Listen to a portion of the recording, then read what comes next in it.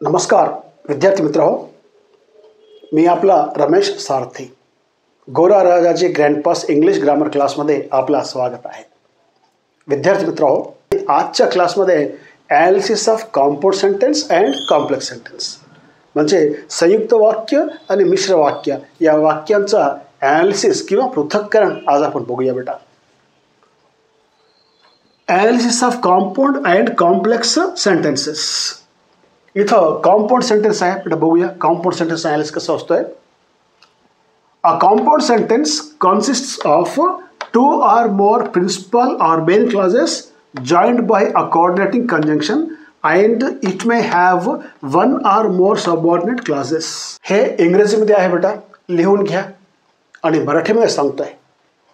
संयुक्त वाक्य म्हणजे संयुक्त वाक्यामध्ये दोन मेन क्लॉजेस असतात बेटा, मुख्य क्लॉजेस किंवा मुख्य वाक्य असतात आणि हे दोन मेन क्लॉजेस एक कंजंक्शन एक उभयान्वयी अव्ययाने जोडले जातात बेटा. आणि तसेच त्या कंपाउंड सेंटेन्समध्ये एखादी सबऑर्डिनेट क्लास एक किंवा दोन सबऑर्डिनेट क्लास देखील असू शकतात. हे कंपाउंड सेंटेन्सचा व्याख्या आहे बेटा. मग बघूया एक्झाम्पल्स, म्हणजे एक्झाम्पल्स ना चांगलं समजेल. एक्झाम्पल नंबर 1 बेटा. The moon was bright and we could see our way. हे कंपाउंड सेंटेन्स आहे बेटा. हे कंपाउंड सेंटेन्समध्ये दोन स्वतंत्र वाक्य आहेत किंवा दोन मेन क्लॉजेस आहेत बेटा. आणि हे दोन मेन क्लॉजेस हे जे आयंड उभयान्वयी अव्यय आहे हे आयंड कंजंक्शनना जोडले गेलेले आहेत. कसे? द मून वॉज ब्राईट एक सेंटेन्स आहे बेटा. समजा इथं फुल स्टॉप दिलं तर एक पूर्ण वाक्य होतं बेटा, द मून वॉज ब्राईट. हे द मून वॉज ब्राईट एक वाक्य. अँड जर काढला हे जे वी आहे, वी मध्ये डब्ल्यू जर कॅपिटल लेटर लिहिला बेटा आणि इथं फुल स्टॉप दिला तर हे पण एक स्वतंत्र वाक्य आहे.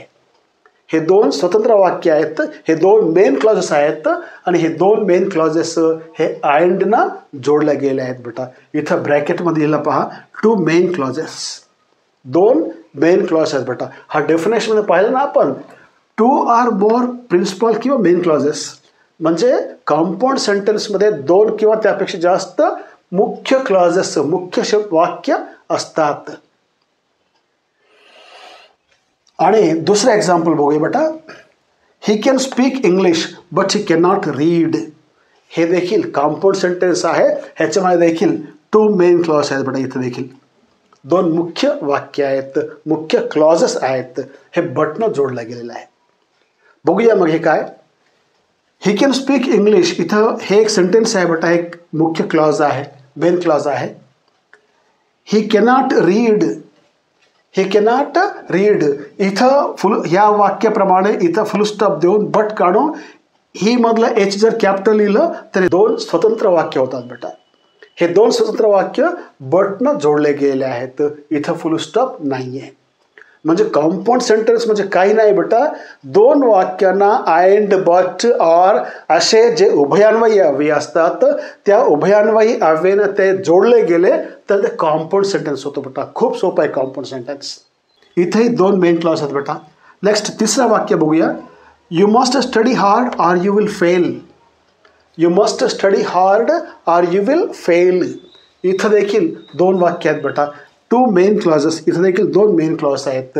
यू मस्ट स्टडी हार्ड म्हणजे तुला कठीण परिश्रम करायला पाहिजे, अभ्यास चांगला करायला पाहिजे, नाहीतर यू विल फेल, तू नापास होतोस. असे हे दोन स्वतंत्र वाक्य ऑरनं जोडले गेले आहेत बेटा. हे देखील दोन मेन क्लॉजेस. पहिला, दुसरा आणि तिसरा हे दोन्ही मुख्य वाक्य आहेत. अँड बट ऑर हे तीन वाक्य जोडले गेले आहेत बेटा. चौथा बघूया आता. I asked him how he fell down but he did not answer. आता ह्या सेंटेन्समध्ये बघूया बेटा, मग ब्रॅकेटमध्ये two main clauses plus one subordinate clause. या वाक्यामध्ये दोन मेन क्लॉज आहेत बेटा, दोन मुख्य वाक्य आहेत आणि एक पोट वाक्य आहे. बघूया मग मुख्य वाक्य कोणते आहेत.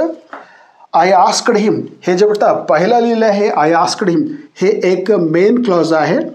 आणि तसेच he did not answer, he did not answer जे आहे बेटा ते एक मेन क्लॉज आहे बेटा. ही डिड नॉट आन्सर देखील मेन क्लॉज आहे. आणि सबऑर्डिनेट क्लॉज कोणता आहे बेटा, how he fell down. How he fell down हे सबऑर्डिनेट क्लॉज आहे बेटा.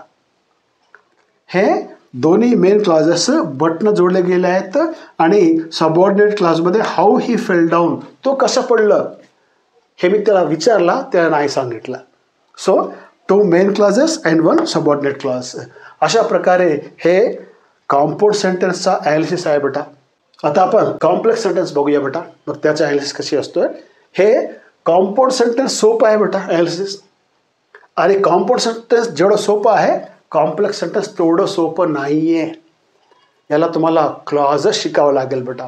हे व्हिडिओ जे पहिली वेळेस बघत असतील कृपया त्यांनी प्लेलिस्टमध्ये जाऊन क्लॉजेस आपण क्लास एक व्हिडिओ केलेली आहे बेटा, ते क्लॉजेस पाहणे, क्लॉजेस शिकणे हे सोपं होतं बेटा.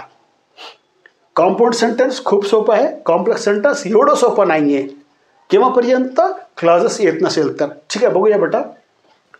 A complex sentence consists of a main clause and 1 or more subordinate clauses.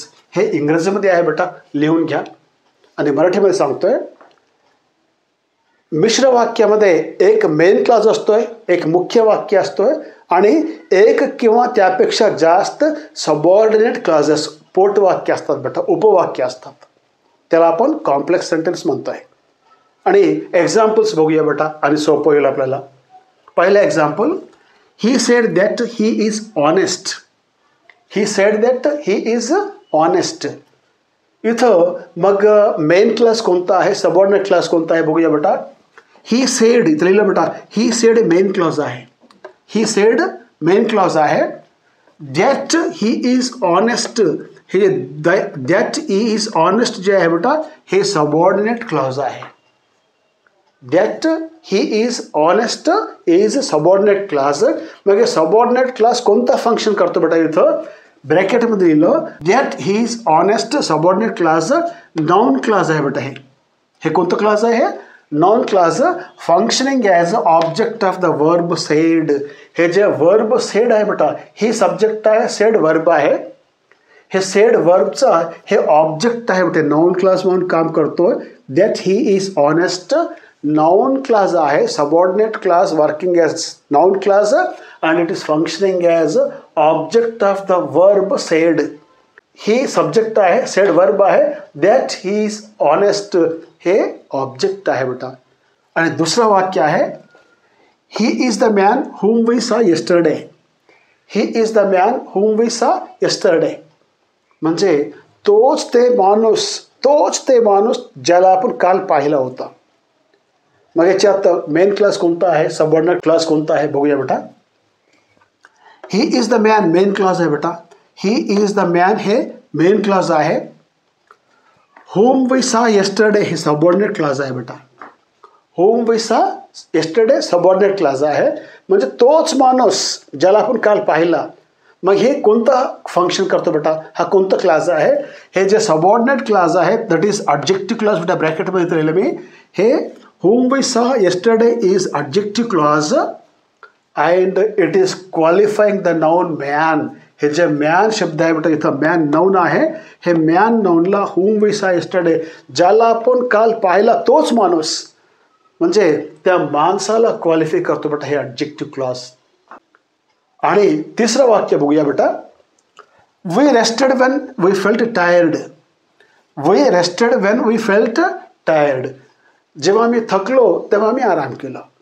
जेव्हा मी थकलो तेव्हा आम्ही आराम केलं. मग याच्यामध्ये मेन क्लॉज कोणता आहे, वी रेस्टेड मेन क्लॉज आहे बेटा. वी रेस्टेड इथं मेन क्लॉज आहे. When we felt tired subordinate class.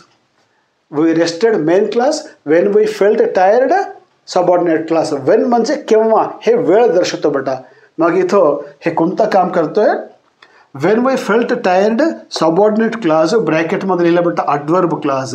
हे जे वेन वी फेल्ट क्लास कोणता आहे, ॲडवर्ब क्लास आहे. हे कोणता ॲडवर्ब क्लास आहे बेटा, adverb class of time. Adverb class of time qualifying the verb rested. हे जे वर्ब रेस्टेड आहे बेटा इथं, या वर्ब रेस्टेडला हे क्वालिफाय करतो, ह्याला वर्णन करतो बेटा. So this is adverb class. म्हणजे पहिल्या वाक्यामध्ये जे सबऑर्डिनेट क्लास आहे ते नाउन क्लास आहे. दुसऱ्या वाक्यामध्ये जे सबऑर्डिनेट क्लास आहे ते ॲडजेक्टिव्ह क्लास आहे. आणि तिसऱ्या वाक्यामध्ये जे सबऑर्डिनेट क्लॉज आहे ते ॲडव्हर्ब क्लॉज आहे बेटा. अशा प्रकारे हे सबऑर्डिनेट क्लॉज नाउन क्लॉज असू शकतोय, ॲडजेक्टिव्ह क्लॉज असू शकतोय, ॲडव्हर्ब क्लॉज असू शकतो बेटा. आणि इथं खाली एक नोट लिहिला बेटा. आताच मी सांगितलं हे जे एवढं सोपं आहे कॉम्पाउंड, कॉम्प्लेक्स तेवढं सोपं नाही आहे. मग ते सोपं करण्यासाठी तुम्हाला काय करायला पाहिजे, इथं एक नोट लिहिलं बेटा पहा. Note to analyse a complex sentence students must learn the clauses in detail. आताच मी सांगितलं बेटा, एखादी कॉम्प्लेक्स सेंटेन्सला ॲनालिसिस करायचं असेल, कॉम्प्लेक्स सेंटेन्सचं पृथक्करण करायचं असेल तर विद्यार्थ्यांना क्लॉजेस शिकणं गरजेचं आहे. Must learn clauses. क्लॉज शिकायलाच पाहिजे तरच ही येतोय, नाहीतर हे येत नाही आहे बेटा. So well my dear friends, ज्यांनी हे व्हिडिओ पहिली वेळेस पाहत असतील त्यांनी कृपया प्लेलिस्टमध्ये जाऊन क्लॉजेस हे व्हिडिओ आहे ते क्लॉजेस पाहणे. तिथं तुम्हाला क्लॉजेस समजतात आणि क्लॉज समजलं तर हे कॉम्प्लेक्स सेंटेन्स ॲनालिसिस करता येतो बेटा. नाहीतर हे ॲनालिसिस करणं थोडंसं अवघड वाटतं. वेल माय डिअर स्टुडंट्स, हे व्हिडिओ एक वेळेस समजत नसेल तर दुसरी वेळेस पहा, तिसरी वेळेस पहा, क्लासेस बघा 2-3 वेळेस, तरीही तुम्हाला समजत नाही आहे तर कॉमेंट बॉक्समध्ये तुमची शंका मला लिहा बेटा. मी तुमच्या प्रत्येक शंकेचं उत्तर देतो आहे. ठीक आहे, या क्लासनं इथं आपण थांबूया बेटा. पुढच्या वर्गात अजून एक क्लासना पुन्हा आपण भेटूया. तोपर्यंत all the best, take care.